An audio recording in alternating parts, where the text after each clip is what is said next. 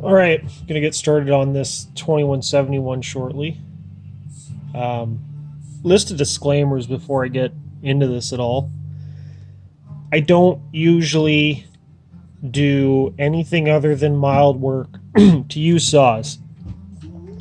And I don't mean that you cut half a cord of wood with it and then scent it.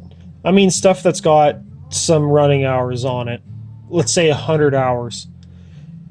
Reason being is it becomes not very economical. You either really, really like that particular saw and want it built,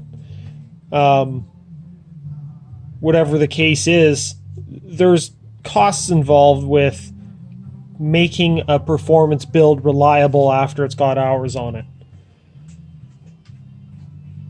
Brand new saws don't have any of those additional costs, and they don't have any maintenance costs before I can even begin working, because it's a new saw.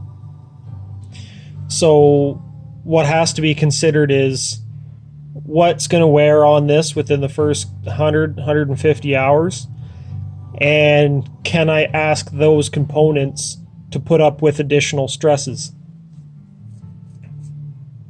So right out of the gate with this one, I can't tune off of questionable anything.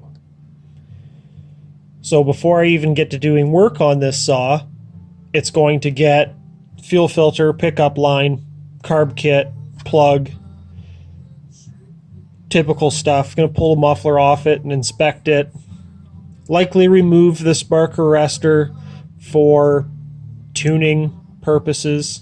Beyond that, it's getting a different muffler. I'm going to build a muffler for it like I do with all my builds. That's what started the whole muffler thing to begin with. This is also getting crank seals while it's here. And this is a perfectly fine condition, normal running saw. Quote unquote, nothing wrong with it at all. It just has some hours on it, so it's going to get some loving before I throw extra stresses.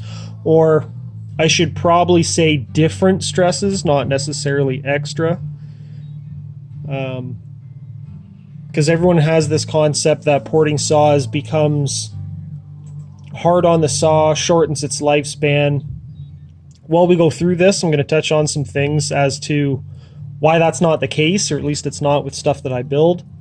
And how much goes into it to increase reliability and longevity of the saw in that commercial cutting environment, rather than just make a whole pile of power and run real hot and cut its lifespan in half. I'm not into that. It's not my thing. That's a race saw to me, not a production saw. There's other ways of going at it. It takes a little bit more work, may cost a little bit more too because of the additional work involved in doing it, but it makes the same, if not more, power than a hot saw, and something you can rely on to make your living. The last thing I want to do is send somebody to the bush with something that they can't rely on for the day of falling.